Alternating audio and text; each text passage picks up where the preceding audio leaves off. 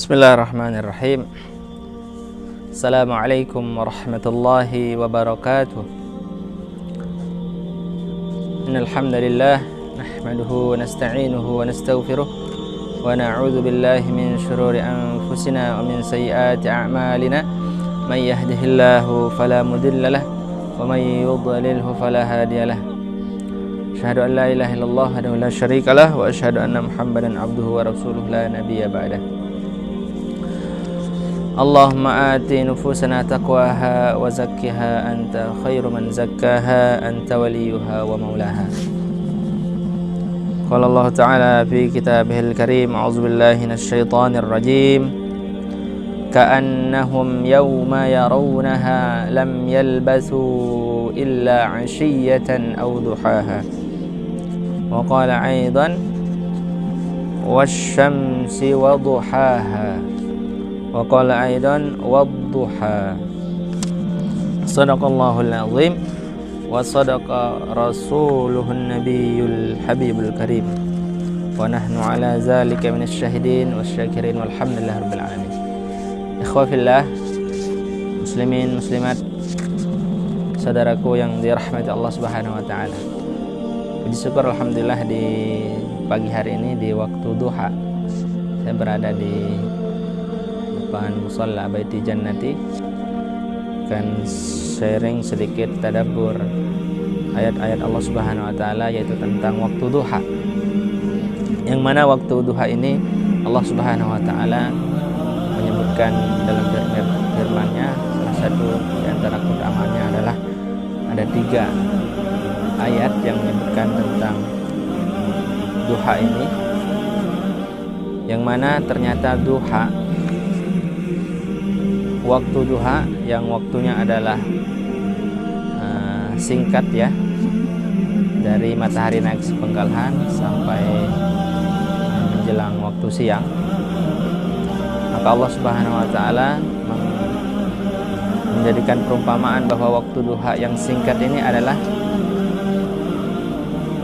menjadi perumpamaan kehidupan di dunia, yaitu sangat sebentar. Apa firman Allah Subhanahu wa taala? A'udzubillahi minasyaitonir rajim. Ka'annahum yawma yarawnaha lam yalbathu illa 'ashiyatan aw duhaha. Surah An-Nazi'at ayat 46. Artinya pada hari mereka menyaksikan kejadiannya, mereka merasa seakan-akan hanya tinggal tidak lebih dari sesore atau sepagi hari saja. Ayat ini di dalam tafsir Ibnu Katsir, Jubair meriwayatkan dari Ad-Duha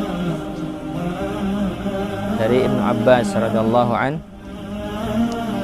pada hari mereka melihat kebangkitan itu, mereka seakan-akan tidak tinggal di dunia melainkan sebentar saja, itu di waktu sore atau di waktu pagi saja. Adapun yang dimaksud dengan sore hari adalah antara waktu zuhur sampai terbenamnya matahari, sedangkan waktu pagi atau duha adalah antara terbitnya matahari sampai pertengahan siang. Ikhwafillah rahimakumullah. Kalau kita mendalami lagi tentang ayat ini, sungguh ini bisa mengingatkan kita betapa kehidupan kita di dunia ini ternyata tidak lama. Ibarat kita mampir di sebuah tempat, atau kita diibaratkan sedang melakukan perjalanan kemudian berteduh di sebuah pohon ya. Alhamdulillah di sini ada pohon yang begitu rindang ya, berteduh. Jadi perumpamaan hidup kita di dunia ini sangat sebentar, yaitu ibarat waktu duha atau sesore hari saja.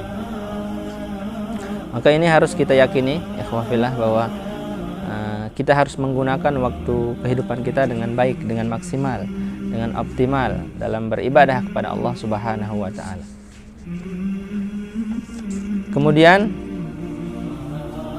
tentang waktu duha, Allah Subhanahu wa taala juga bersumpah. Ini menunjukkan bahwa waktu duha memiliki keistimewaan yang perlu untuk dikaji ya. digali lagi keistimewaan waktu duha ya, cahaya matahari di waktu duha itu. Ternyata oleh para ilmuwan pun bahwa cahaya matahari di waktu duha itu sangat besar manfaatnya ya. Salah satunya komponen dalam badan kita adalah tulang. Tulang kita ini akan berfungsi dengan baik ketika mendapatkan cahaya matahari. Khususnya yang paling baik adalah cahaya matahari di waktu duha. Allah sampai bersumpah yaitu dalam firman-Nya, A'udzubillahi minasyaitonirrajim, wasyamsi waduhaha. Quran surah Asy-Syams ayat 1. Demi matahari dan cahayanya pada waktu duha. Allah bersumpah demi matahari. Ya. Kalau kita sebagai hamba Allah itu tidak boleh bersumpah atas selain Allah atau makhluk.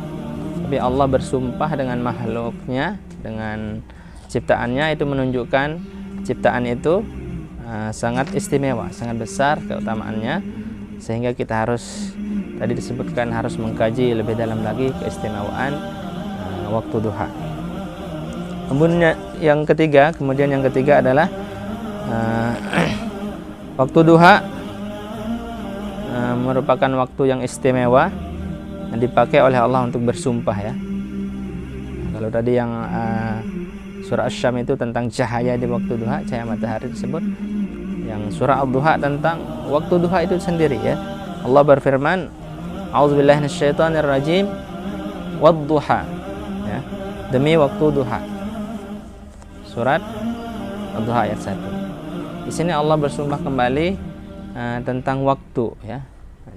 Dalam kehidupan sehari-hari kita melewati beberapa waktu ya. Ada waktu malam, kemudian waktu siang, waktu subuh, waktu duha ya, waktu sore dan lain sebagainya.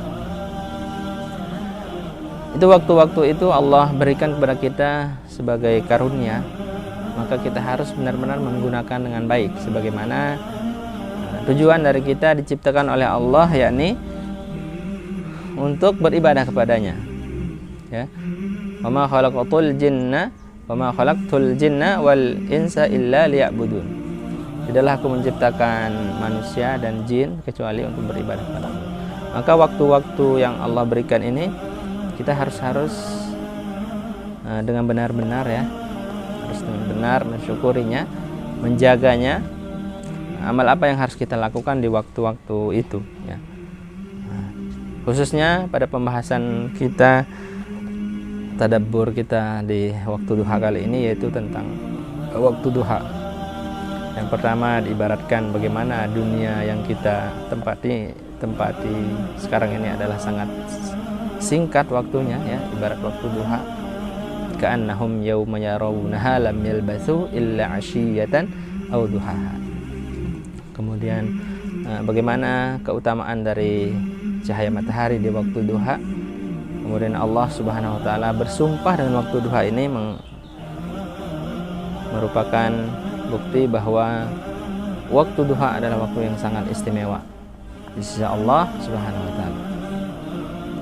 Dan di antara keutamaan waktu duha ya, dalam hadis dari Abu Dzar radhiyallahu anhu dari Nabi sallallahu alaihi wasallam bersabda, bagi masing-masing ruas dalam anggota tubuh kita harus dikeluarkan sedekahnya, kata Nabi. Setiap ruas badan kita harus dikeluarkan sedekahnya. Setiap ucapan tasbih subhanallah, alhamdulillah, la ilaha illallah adalah sedekah ya. Setiap takbir Allahu Akbar adalah bagian dari sedekah ya. Mencegah kemungkaran juga sedekah ya. Maka semua itu disetarakan ganjarannya dengan 2 rakaat salat duha. Nah, sini kita dianjurkan untuk melaksanakan salat duha ya. Riwayat oleh Imam Muslim. Jadi dengan kita melaksanakan 2 rakaat salat duha itu sudah menjadikan menebus